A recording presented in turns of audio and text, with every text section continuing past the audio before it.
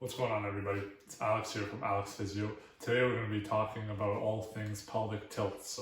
So a pelvic tilt is a very important movement pattern that I try to get a lot of people who are having some sort of low back pain to perform.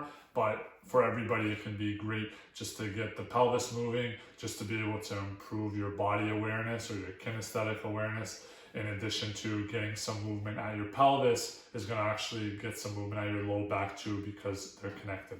So we're going to go over how to perform the pelvic tilt in sitting, in standing, on your back. So the first one we're going to do is we're going to demonstrate how to perform it in sitting. So basically the main thing I would say is just to stand up. So when you stand up, your pelvis tilts forward, which puts your back in more extension or arching. And then when you tilt your pelvis backwards, you're just going to think about slouching. So that slouch will tilt the pelvis backwards. It's going to provide a little bit of low back rounding. And it's just a good movement to perform if you find that you're sitting down for long periods of time, you just want to get some movement, your back's hurting, you don't really want to stand up because you're in the zone with whatever you're doing on the computer or on your phone, but you still want to get some movement. So you're going to arch and slouch. So arch tilts forward, slouch tilts the pelvis backwards. Arch and slouch. So the next way we're going to demonstrate it is in standing. So to tilt the pelvis forward, you're just going to think about standing up nice and tall and kind of sticking your bum out slightly, and then just tilt the pelvis backwards slightly. So arch forward, tilt backwards. So again, very subtle movement, but enough to promote some more mobility around pelvis and also around the low back area, especially if you find that you're going to be standing for long periods of time, if you're standing in line or for whatever reason. So the next way that you can do it is against the wall. So the nice thing about the wall is it gives you that feedback if you find that you're not doing it properly. So if you create a space between your low back and the wall, and I can slide or you can slide your hand through, that means you're tilting your pelvis forwards.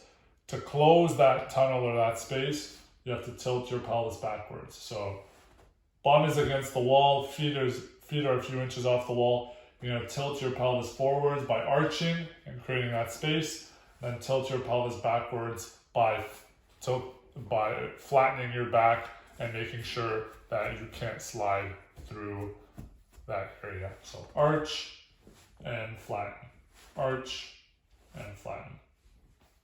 So sometimes it's challenging to just feel the movement. If you've never done this exercise before, you need some different cueing. So some cues that I like to use is if you think about having a tail and you're trying to pull that tail forward, right? That would replicate that tilting the pelvis backwards. Or another way that you can think about it is if your pelvis is like a bowl and it's filled with water, if you're tipping the bowl forward, that's going to tip the water out of the bowl and that's going to tilt your pelvis forwards. Okay, so those are just a couple things. Also, having your hands around the bony parts of your pelvis. So if you feel the front of your pelvis, you can feel a bony area. You can use your hands to try to facilitate that by pulling it forward and then rolling it backwards. Okay, so using your hands can also help, and then also having a mirror to provide some cueing through visual feedback is another way to help with doing the pelvic tilts forwards and backwards. So the last variation is doing it in crook lying. So crook lying is when you're lying on your back with both of your knees bent. So similar setup as the wall. You're going to think about arching your back by creating a little bit of space between your back and the bed, and then flattening your back. So again, you can have your hands on your pelvis to facilitate. So you're bringing your pelvis forward and you're pushing your pelvis back. So pelvis forward, I can slide my hand through, and pelvis back, I can't slide my head through.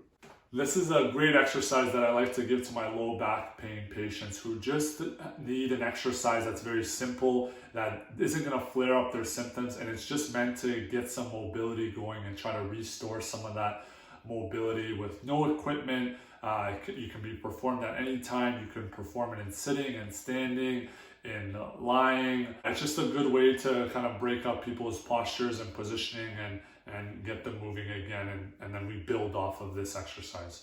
So let me know what you thought about this exercise. We did the pelvic tilts in 4 different positions: in standing, in sitting, in lying, and also standing against the wall. Let me know your thoughts. Leave a comment in the comment section below. And until the next video. Thanks, guys.